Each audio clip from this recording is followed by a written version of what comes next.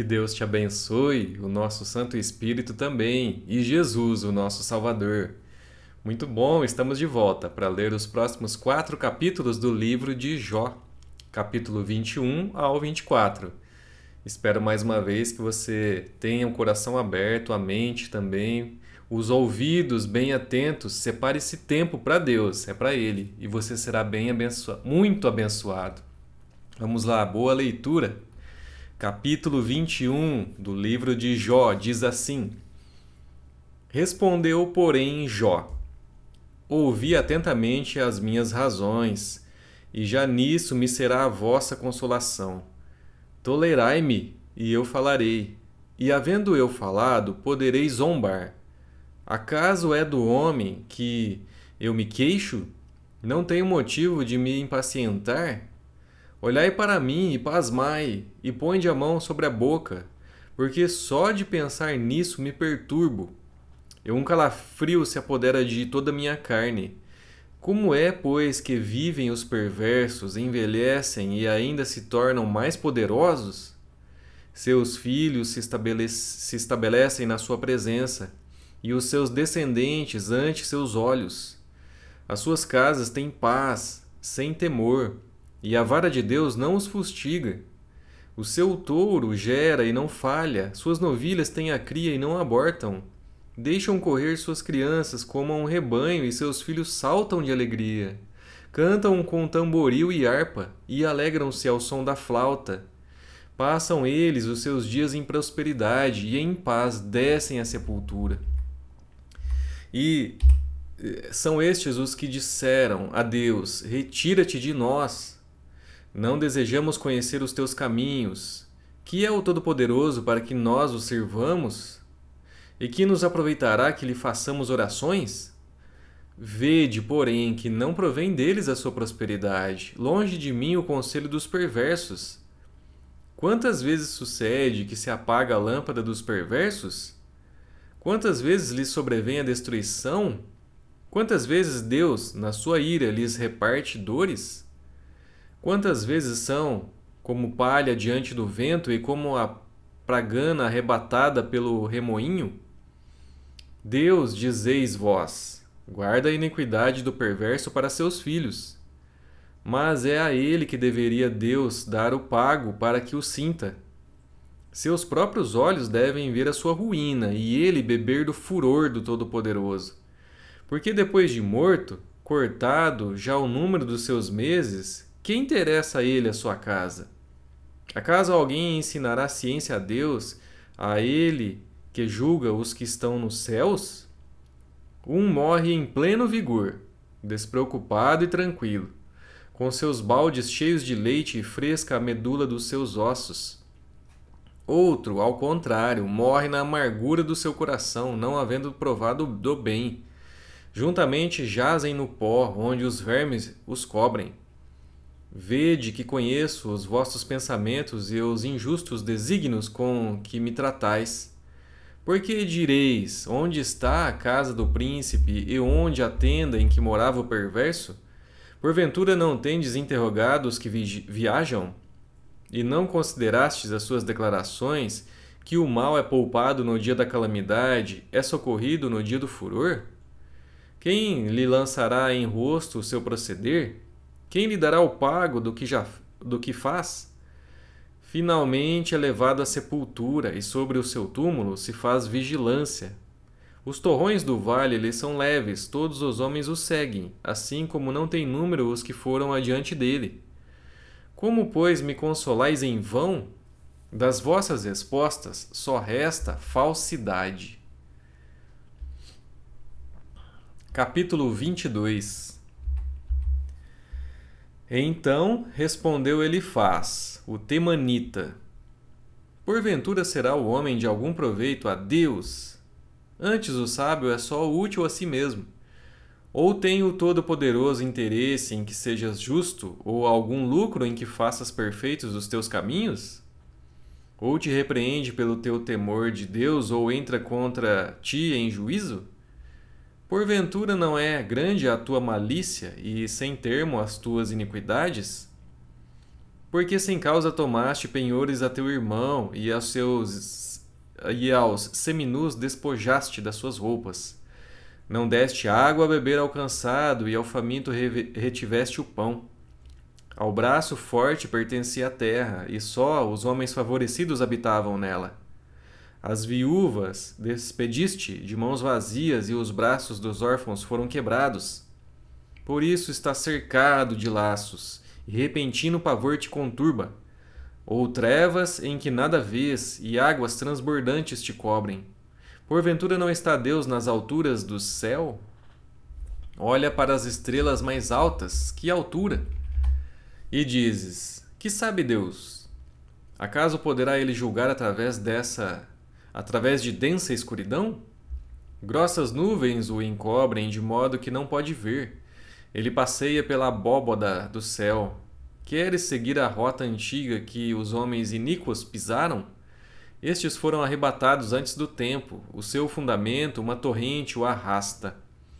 Diziam a Deus, retira-te de nós. E, que pode fazer-nos o Todo-Poderoso? Contudo, ele enchera de bens as suas casas. Longe de mim o conselho dos perversos. Os justos o veem e se alegram, e o inocente escarnece deles, dizendo, na verdade, os nossos adversários foram destruídos, e o fogo consumiu o resto deles. Reconcilia-te, pois, com ele, e tem paz, e assim te sobrevirá o bem.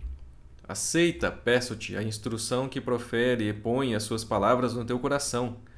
Se te converteres ao Todo-Poderoso, serás restabelecido. Se afastares a injustiça da tua tenda, e deitares ao pó o teu ouro e o ouro de Ofir entre pedras dos ribeiros, então o Todo-Poderoso será o teu ouro e a tua prata escolhida. Deleitar-te-ás, pois no Todo-Poderoso, e levantarás o rosto para Deus. Orarás a Ele, e Ele te ouvirá, e pagarás os teus votos. Se projetas alguma coisa, ela te sairá bem, e a luz brilhará em teus caminhos. Se estes descem, então dirás, para cima, e Deus salvará o humilde, e livrará até ao que não é inocente. Sim, será libertado graças à pureza de tuas mãos. Capítulo 23. Respondeu, porém, Jó: ainda hoje a minha queixa é de um revoltado, apesar de a minha mão reprimir o meu gemido. Ah, se eu soubesse onde eu poderia achar, então me chegaria ao seu tribunal, exporia ante ele a minha causa, encheria minha boca de argumentos, saberia as palavras que ele me respondesse e entenderia o que me dissesse. Acaso, segundo a grandeza de seu poder, contenderia comigo? Não, antes me atenderia. Ali o homem reto pleitearia com ele, e eu me livraria para sempre do meu juiz. Eis que, se me adianto, ali não está. Se torno para trás, não o percebo. Se opera à esquerda, não o vejo. Esconde-se à direita e não o diviso. Mas ele sabe o meu caminho. Se ele me provasse, sairia eu como o ouro. Os meus pés seguiram as suas pisadas. Guardei o seu caminho e não me desviei dele. Do mandamento de seus lábios nunca me apartei, escondi no meu íntimo as palavras da sua boca. Mas se ele resolveu alguma coisa, quem o pode dissuadir?